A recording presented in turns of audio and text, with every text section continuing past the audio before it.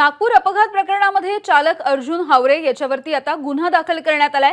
निष्काळजीपणे बेदरकार वाहन चालवल्याची 3 कलम आता त्याच्या पुढे जोडली गेली आहेत। वैद्यकीय चाचणीचा अहवाल आल्याच्या नंतर आवश्यक कलम ही वाढवली जाणार आहेत। तुर्तास मद्यप्राशन करून गाडी चालवल्याचा गुन्हा दाखल झालेला नाही आहे। नागपूर अपघात प्रकरणामध्ये चालक अर्जुन हावरेवरती आता हे गुन्हे दाखल करण्यात आले।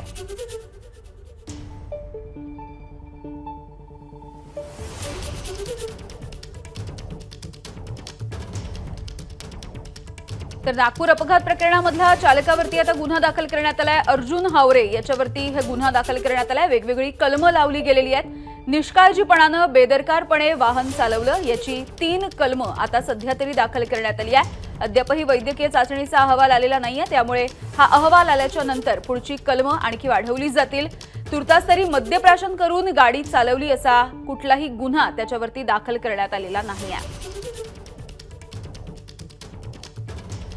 तर नागपूरमधल्या हिट अँड रन प्रकरणामधल्या अपघाती कारमध्ये भाजपचे प्रदेशाध्यक्ष चंद्रशेखर बावनकुळेंचा मुलगा संकेत बावनकुळे सुद्धा होता याची माहिती पोलिसांनी दिली। सोबतच चालकावरती अर्जुन हावरेवरती गुन्हा दाखल करण्यात आलाय।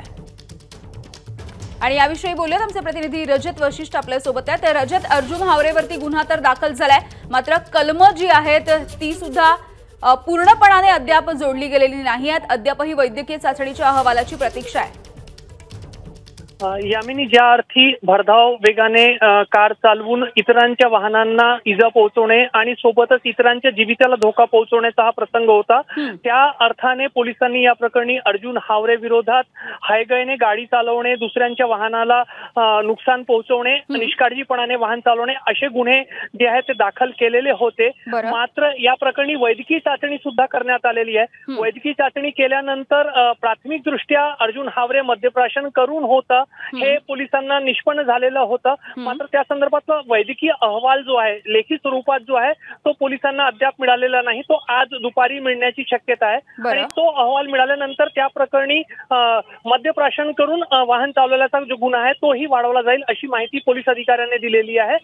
दरम्यान या प्रकरणी एकच आरोपी म्हणजे अर्जुन हावरे जो आहे तो सध्या आरोपी, कारण तो वाहन चालवत होता। मात्र संकेत बावनकुळे याची काल रात्री चौकशी करण्यात आली असली तरी अजून वैद्यकीय त्यांची चौकशी जी आहे ती अजून करण्यात आलेली नाही। त्या संदर्भात प्रश्न उपस्थित केले जात आहेत। अगदी धन्यवाद रजत या माहितीसाठी।